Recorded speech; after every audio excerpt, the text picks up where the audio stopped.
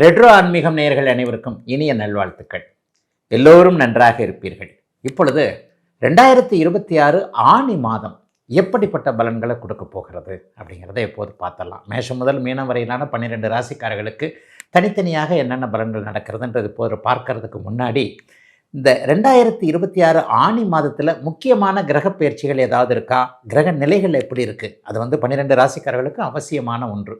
ஐயா, சூரியன் மிதுனத்திற்கு வந்து விடுவார். மாதத்தின் ஆரம்பத்திலிருந்து மாதத்தின் இறுதி நாள் வரைக்குமே சூரியன் மிதுனத்தில் இருப்பது தான் அந்த ஆனி மாதம்னு சொல்கிறோம். அப்போ மிதுன வீட்டிற்கு அவர் மாறக்கூடிய அமைப்பு, புதனுடைய வீட்டிற்கு மாறக்கூடிய அமைப்பு, மிகப்பெரிய கோச்சார ரீதியாக எல்லாவற்றையும் பாதிக்கக்கூடிய சனி நல்ல மீனத்திலே இருக்கிறார். இருக்கிற இடத்துலையே இந்த மாதம் முழுக்க இருக்கிறார். அவர் எந்த விதமான மாற்றத்தை அடைகிறதில்ல. இதில் ஒரு பெரிய விஷயம் என்னென்னா, உச்ச குரு சனியை பார்ப்பது என்பது சனியால் இதுவரை தொல்லைகளை அனுபவித்து கொண்டிருந்த எல்லாருக்குமே அப்படி ஒன்றும் பெரிய கஷ்ட நஷ்டங்கள் இருக்காதுன்றதை காட்டுது. சனிக்கடுத்து 2ஆம் நிலை நல்ல கிரகமான குரு பகவான் இப்போ தான் போன ஜூன் மாதம் 2ஆம் தேதி தான் மாறி இருக்கிறார். ஒரு 10-15 நாட்களுக்கு முன்னாடி மாறினது. கடகத்தில் அவர் உச்சகுருவாக இருப்பது மிகப்பெரிய யோகம். செவ்வாய் 2 இடங்கள்லேயே மாறி இருப்பார். செவ்வாய் பயிற்சி இந்த மாதம் நடக்குது. முதல்ல மேஷத்தில் ஆட்சியாக இருக்கக்கூடிய மேஷராசிக்காரர்கள் செவ்வாயை யோகா அமைப்பாக கொண்டவர்கள் எல்லாருக்குமே நல்ல பலன்களை கொடுக்கக்கூடிய நிலையிலிருந்து இந்த ஆனி மாதத்தில் ரிஷப வீட்டிற்கு அவர் மாறுவதும், வக்கர நிலையில் இருக்கக்கூடிய புதன் கடகத்திற்கும் மிதுனத்திற்கும் மாறி மாறி வருவதும், சிம்மத்திற்கு சுக்கிரன் மாறி போகிறதுமான ஒரு கிரக நிலைமையில் தாங்க இப்போ இருக்குது. ராகு யாரையும் பீடிக்கலை. பொதுவாகவே ராகு கேதுக்கள் யாரையாவது ஒருத்தரை பீடிச்சாங்கன்னா, அதாவது ராகு கேதுக்களோடு யாராவது ஒருத்தர் இணைஞ்சிருந்தாங்கன்னா, அந்த கிரகத்துடைய ஒரு தன்மைகள் நன்மைகள் அந்த ராசிக்காரர்களுக்கு அது ஒரு யோகமான இருந்தால் அது கிடைக்காம போயிடும். அந்த மாதிரியான அமைப்புகள் எதுவுமே இந்த ஆனி மாதத்தில் கண்டிப்பாக கிடையாது. ஆக ஆனி மாதத்தில் பரவலான நிலையில் சனியிலிருந்து சுக்கிரன் வரைக்கும், மீனத்திலிருந்து சிம்மம் வரைக்கும் பரவலான நிலைமைகளில் இப்போது இருக்கிறது ஒரு பெரிய யோகமான ஒரு அமைப்புங்க. கஷ்டப்பட்டு கொண்டிருக்க அஷ்டம சனியிலையும் ஜன்ம சனியிலையும் மீனராசிக்காரங்களும் சிம்ம ராசிக்காரங்களும் இப்போ நல்லா இல்லைங்க.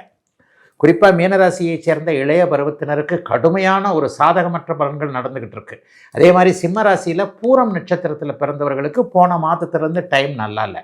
அதுக்கு முன்னாடி மக நட்சத்திரத்தில் பிறந்தவர்களுக்கு பெரிய ஒரு மாதிரியான இக்கட்டுன்னா என்னங்க, அவரவருடைய பிறந்த ஜாதக அமைப்பிற்கு ஏற்றார் போல் முன்னால் போனால் கடிக்குது, பின்னால் போனால் உதைக்குதுன்ற ஒரு நிலைமைகள் கண்டிப்பாக இருந்து வந்தன. அந்த நிலைமைகள் எல்லாம் இப்போது ஆனி மாதத்தில் ஓரளவிற்கு சனியை உச்சகுரு பார்க்கிற காரணத்தினால ஒரு கட்டுக்குள் இருக்கக்கூடிய அமைப்புகள் தாங்க நிச்சயமாக இருக்கிறது.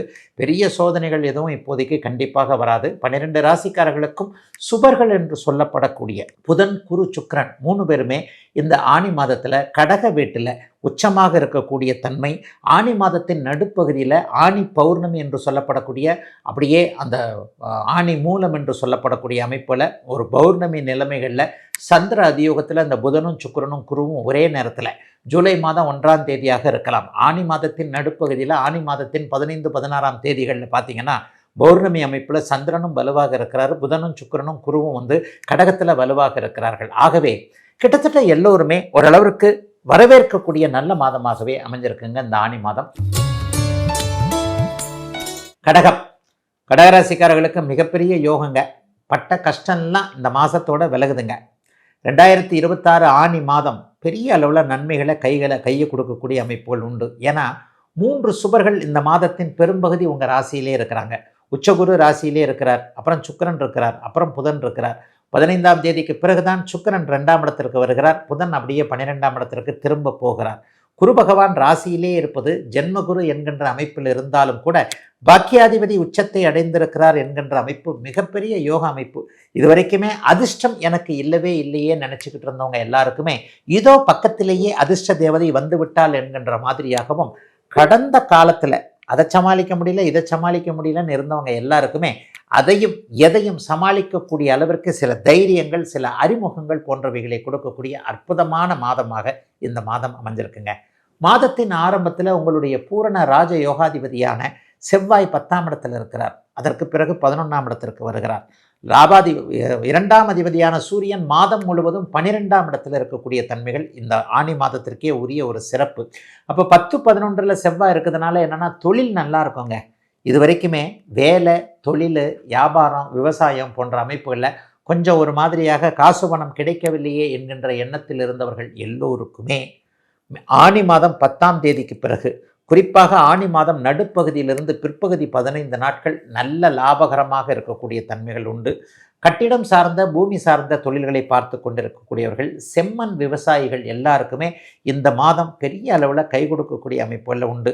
பில்டர்கள், வீடு கட்டி தர்றவங்க, இப்போ ஒரு தேக்க நிலைமை இருக்குதுங்க, கட்டி வச்சுருக்குறோம், வாங்கிறதுக்கு ஆள் இல்லை, ரியல் எஸ்டேட்டு போட்டிருக்கேன் ஆனால் அதை வாங்கிறதுக்கு தான் ஆள் இல்லை, நானும் லாபத்தெல்லாம் குறைச்சி வச்சு விற்று பார்த்தாலும் ஒன்றும் சரியாக வரலன்ட்டு ஒரு தேக்க நிலையை செவ்வாயின் துறைகளான நெருப்பு, மருத்துவம், பூமி சார்ந்த துறைகளில் ஒரு தேக்க நிலையை அனுபவித்து கொண்டிருக்கின்ற கடகராசிக்காரர்கள் எல்லோருக்குமே மிகப்பெரிய நல்ல மாற்றம் இப்போது வருதுங்க. கல்யாணம் ஆகாதவர்களுக்கு மனைவி யார் கணவன் யார் என்கின்ற அமைப்பு உச்சகுரு 7ஆம் இடத்தை பார்ப்பதால் இந்த வருடத்திற்குள்ளேயே திருமணம் நடந்துவிடக்கூடிய அமைப்புகள் எல்லாம் அடையாளம் காட்டக்கூடிய அமைப்புகள் கண்டிப்பாக ஆனி மாதத்திலிருந்தே அப்படியே படிப்படியாக ஆரம்பிக்குது. தூர இடங்களில் இருக்கக்கூடியவர்களுக்கு இருக்கின்ற இடங்கள்லேயே வீடு வாகனம் போன்றவைகள், வாசல் வீடு வாகனம் போன்றவைகள் கிடைக்கக்கூடிய அமைப்புகள் நிச்சயமாக உண்டு. எதிலையும் கடகராசிக்காரர்கள் ஒரு சாதிக்கும் தன்மை கண்டிப்பாக இருக்கும். எல்லாவற்றிலும் ஒரு நிறைவுகள் இருக்கக்கூடிய நல்ல மாதமாக அமைஞ்சிருக்குங்க கடகத்திற்கு இந்த ஆனி மாதம். சிம்மம், சிம்மராசிக்காரர்களுக்கு 12ஆம் இடத்துல 3 கிரகங்கள் கூடியிருக்கின்ற அதே நேரத்தில் உங்களுடைய ராசிநாதனாகிய சூரியன் 11ஆம் இடத்துல லாபஸ்தானத்தில் இருக்கிறார். சிம்மராசிக்காரர்களுக்கு ஒரு மாதமாக டைம் சரியில்லை. அதுலேயும் பூர நட்சத்திரக்காரர்களுக்கு ஏதாவது ஒரு பக்கம் ஒரு இடிப்பு தான் இருக்குது. மக நட்சத்திரக்காரர்களுக்கு கொஞ்சம் சமாளிக்கக்கூடிய அமைப்புகள் உண்டு. உண்மையில் 10ஆம் இடத்துல சூரியன் இருந்து இப்போது இந்த ஆனி மாதம் 11ஆம் இடத்திற்கு வருகிறார். 11ஆம் இடம் வெற்றியை கொடுக்கக்கூடிய இடம். சோர்ந்து கிடந்த மனதிற்கு ஒரு புத்துணர்ச்சியை கொடுக்கக்கூடிய, இதுவரைக்குமே ஒரு வாசல் வழி எல்லாம் அடைபட்டு போனதைப் போல ஒரு தயக்கத்தில் இருந்த சிம்மராசிக்காரர்களுக்கு அப்படியே எல்லாம் திறந்து விடப்படுகிறது என்கின்ற ஒரு உணர்வுகள் வரக்கூடிய அருமையான மாதமாக அந்த மாதம் இருக்குங்க. சூரியன் 3, 6, 10, 11ஆம் இடங்களில் 4 இடங்களில் தான் ஒரு வருஷத்துக்கு 4 மாதம் தான் நல்ல பலனை செய்வார் உங்கள் ராசிநாதன். இந்த மாதம் முழுவதும் 11ஆம் இடத்தில் இருக்கிறார். மிக குறிப்பாக 12ஆம் இடம் இப்போது கூடுதல் சுபத்துவத்தை அடைந்திருக்கின்ற காரணத்தினால் 3 சுவர்கள் இந்த மாதத்தில் 3 சுவர்கள் 12ஆம் இடத்துல ஒன்று கூடுகிறார்கள். என்ன நடக்கும்னு பார்த்தீங்கன்னா, வெளிநாடு வெளிமாநிலம்னு தூர இடங்களில் இருக்கக்கூடிய அனைவருக்குமே மிகப்பெரிய நல்ல மாற்றங்கள் ஏற்படக்கூடிய தன்மைகள் கண்டிப்பாக உண்டு. இருக்கின்ற இடங்களில் க்ரீன் கார்டு கேட்டவங்க, குடியுரிமை கேட்டவங்க, பெர்மனன்ட் சிட்டிசன் இதுக்கெல்லாம் அப்ளை பண்ணவங்களுக்கெல்லாம் நல்லவைகள் நடக்கும். தூர இடங்களில் குறிப்பாக கிழக்கு நாடுகள்னு சொல்லப்படக்கூடிய சிங்கப்பூர், மலேசியா, ஆஸ்திரேலியா போன்ற நாடுகளில் இருக்கக்கூடியவர்களுக்கு இருக்கின்ற நாடுகளிலேயே வேலை மாற்றம், தொழில் மாற்றம், தொழில் முன்னேற்றம் போன்றவைகள் கிடைக்கக்கூடிய தன்மை இப்போது கண்டிப்பாக அத்தனை சிம்மராசிக்காரர்களுக்கும் உண்டு. அட்டமத்து சனி இப்போது பாதிப்புகளிலிருந்து கொஞ்சம் அப்படியே விளக்கம் இருக்கும். ஏன்னா அட்டமத்து சனியை இப்போ உச்சகுரு பார்க்க போகிறார்.